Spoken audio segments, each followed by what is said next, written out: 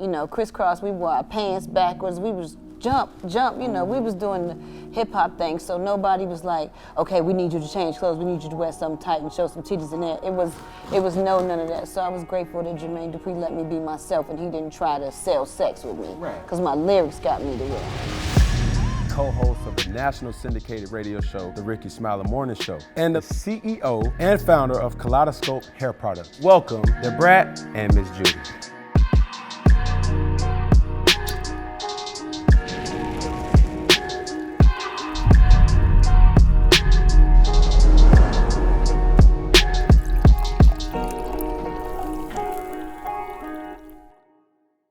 We got the cognac right there. We got the wine over there for you. Oh, good. You know what I'm saying? So you're responsible for the toast. Toasting to prosperity for 2021. Things, you know, looking better versus 2020. So I'll toast to that. I'll do that. I shall too. There you go. And cheers to that. Yeah, man. So let's go on and get right on into it. So you've been in the game for a long time, Brad. Woo, since 91 with 91. Crisscross. I dropped the bomb with Crisscross. That was my first song with them. That was my first debut. And how have you been able to manage being relevant for so long? Because you know, you got the one-hit wonders, you got folks that come in today and go on tomorrow. Like, what's that been like? I'm just blessed. I just feel like no matter where I go, like God got me. You know what I'm saying? I've been up, down, top, bottom, back to the top. Got in trouble, did some prison time, and was blessed to get like a second chance and do radio. And radio's going well. Then I started doing Dish Nation. Then I did the Rap Game, and I did Ricky Smiley For Real. He had a TV show. Then the TV stuff just started really falling in line. And then I became the executive producer of Growing Up Hip Hop Atlanta with like Bow Wow and JD. So we just, you know, I'm just blessed. And I refuse to let any grass grow under my feet. I think losing that precious time when I was locked up, it made me learn the value of time and never want to waste another second of it. Right. For people who don't know, right, you guys have went public with you guys' relationship going in like that. You feel me? How was that like? Was it their pressure? You know what I'm saying? Obviously you guys spoke to each other about it. Right. How did you know it was the right time to go public with it? We were at her mom's house, laying in the bed, acting goofy like we always do. And we were teasing each other like, I'm gonna post it. No, I'm gonna post it. You post it. You ain't gonna post it. Yes, I am. So we didn't post it. And then I looked up and she had posted And it. it ain't we didn't post it, she didn't. I posted it. Right, but I didn't know you was gonna post it. I know. wasn't ready, but then I was like, bitch, I guess we just came out. And I was nervous at first because, you know, I've been private for so long because I felt like that's all as an entertainer that I have this, you know, that's personal for myself. But it's like when you find somebody that you just have never felt a certain way before, you want to just share it and you want to tell everybody. You really don't give a about what nobody got to say. And you better not feel. And I just felt that, and it felt like a weight was lifted. I felt like a brand new person. So, you know, I got so much love, all support, all just so much love, more than I thought I would get. I felt like, oh Lord, here we go. Because you know, back in the day, wasn't cool. You couldn't do that. And you deserve a damn award, plaque, a damn the Brat Day for opening up so many different avenues for people.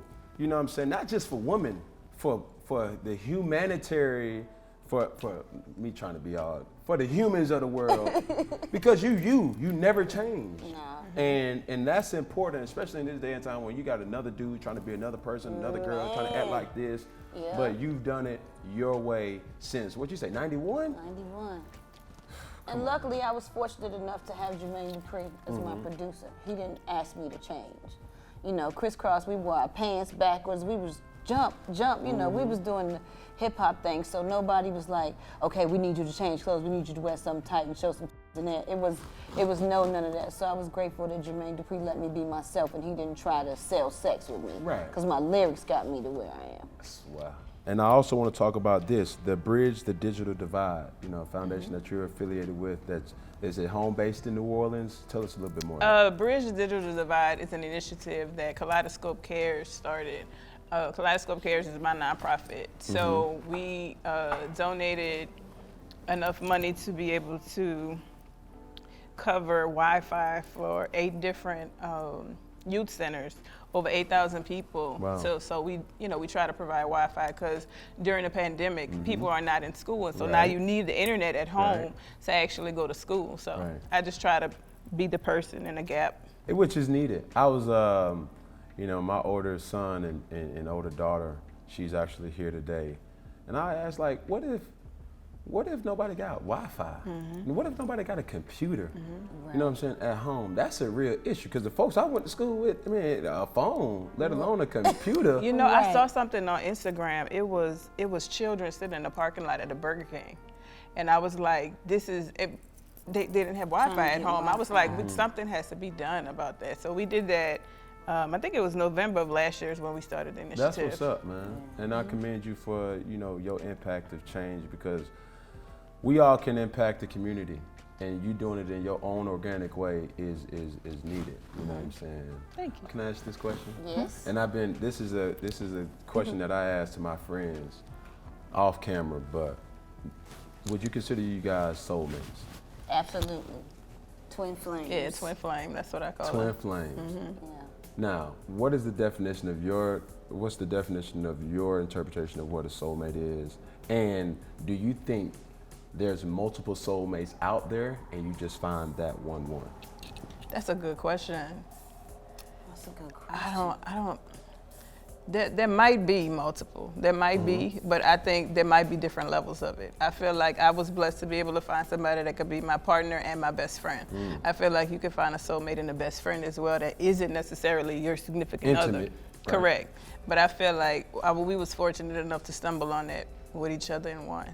Yeah. I do believe different people bring out different sides of you. Yeah. And with me having children, my children bring out different sides of me. You know what I'm saying? I can believe that. Like my daughters, they bring out a softer, more patient.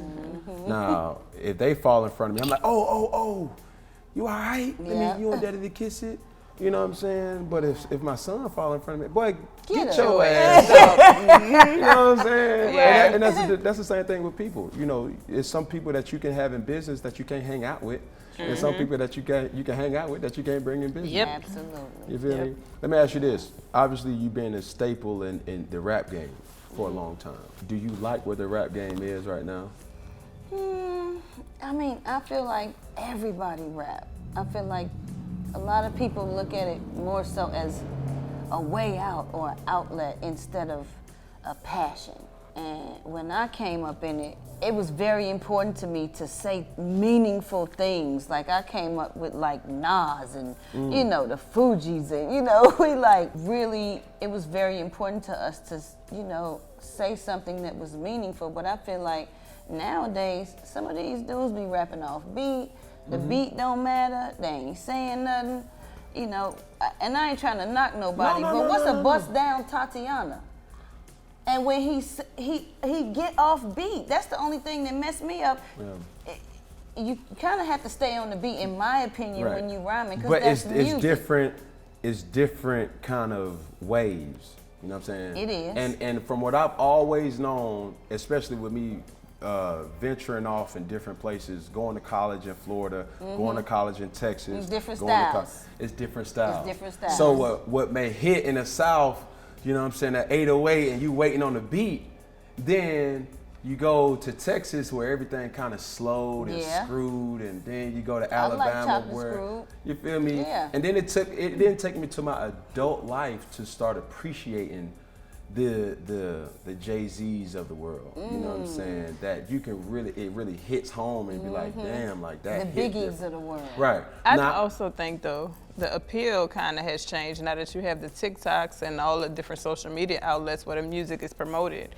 So you have a younger audience that these artists are reaching to. So it's more, no offense, nursery rhyme-ish or something catchy or something that can be made into a dance move versus what it was before. Because before it was a story. It need to stay on beat, in my opinion. Like if you rhyming or dancing, It's about the rhythm and the beat. You should just stay on beat. Like if you ain't on beat, whether you in the pocket, out the pocket. But and we talk about this, and she'll say somebody's off beat, and I don't catch it, but because she has the musical ear, I don't catch it. I'd be like, oh, that wasn't on beat. Instruments in high school. What? So, music is my thing. Like, I love a great singer. I grew up in church. I like to hear that soulful singing and make your toes curl like a good old Fantasia.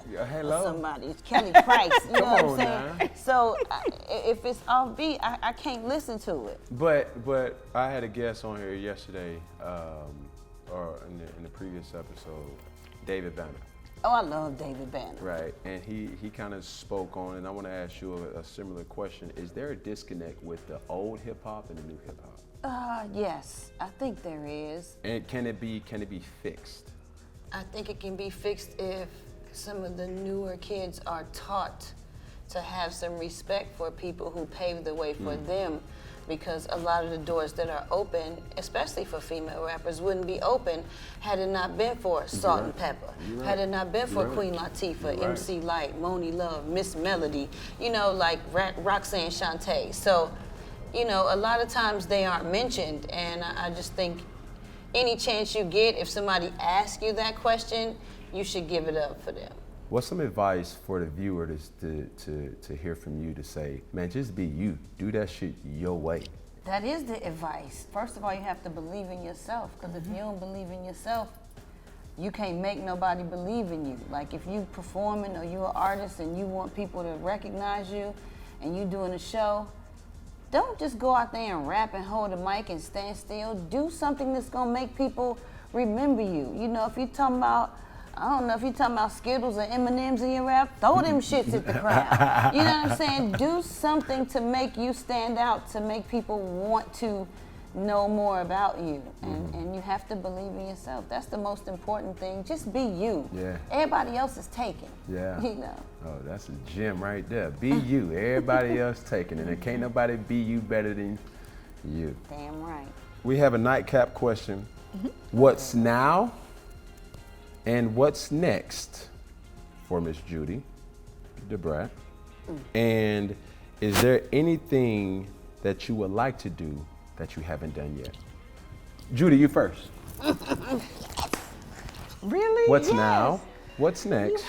And what haven't you done that you really like to do? Currently, Kaleidoscope Hair Products got a partnership with Walmart, so that was our recent distribution, along with the other distribution that we have. So I'm really excited about that. That would be Sally, Target. I'm really excited about those. What's next? I'm just looking forward to not all the stuff that I've been able to learn in 2020 and at the beginning of 2021, implementing that. Trying to put more systems into the company so a lot of stuff can be on autopilot so she doesn't have to complain. And being able to spend more time with her because we'll be in the same bed together, but if I'm on my phone, she complains. So that ain't spending time. What have you done that you haven't done yet? I don't know. I don't even know if there's anything. So you just complete. Is there a person that you would like to collab with? Obviously with your philanthropy in the community. Now, see, that's a whole different discussion. Who I would love to collab with. Right. I do a lot of content creation with different celebrities, and one that I feel like does some great content is Will Smith. So that's somebody that I would love to collab with. But I'm big on timing, so I feel like while I'm building out this warehouse, I don't need to do anything like that, and then put me in a position where we have all of these. Thin. Yes. So. So Dupart, what's now? Dupart, what's next? Dupart, what have you not done that you would love to do? What's now is I'm in the studio all the time. I love being in the studio though. I am constantly still working. I do my radio show with Ricky Smiley. I love it. I love doing Dish Shout out Nation. to Uncle Ricky. I love my jobs. He loves you. He talk about you all the time. He ain't let nobody say nothing bad about you. Him, Rock T, or Gary. So what's next is I have a few television shows in the works that I'm also EPing. And man, I can't give it away. I want to tell, but I can't tell. I want people to give me a shot at writing R&B songs. I've tried to get in there with JD, with B. Cox, with a lot of people, but they looking at me like I'm just an MC.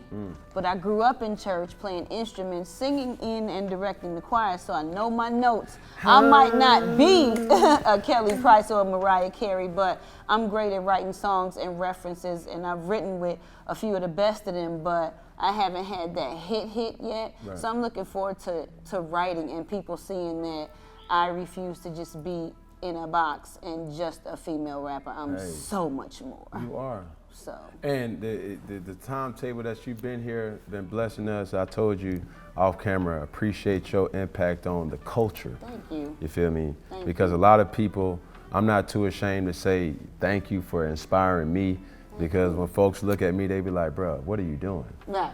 And to have the forefathers or forewomans, right? Okay. To not give a damn. You know what I'm saying? That's commendable. Just be you. Right, just be you. I love that about you, by the way, too. Appreciate and that. I never had a chance to meet you, but I love your style. I love that you don't give a f. Yes. And you wear what you want to wear. You don't care where you at. I was like, look at that. Wow. Crazy, but it makes me happy when I see you. Right. Because it don't matter.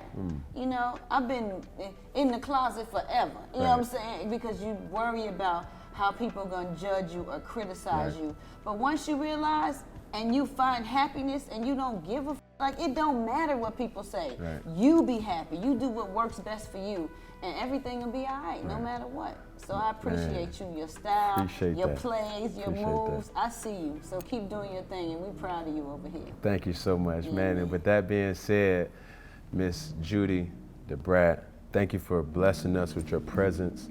And as I always say to end the show, one finger, one pinky, one thumb, one love. We are out of here. Appreciate you guys for stopping by, and much blessings. You did great. Look at the love. Ooh, it's just so beautiful, right?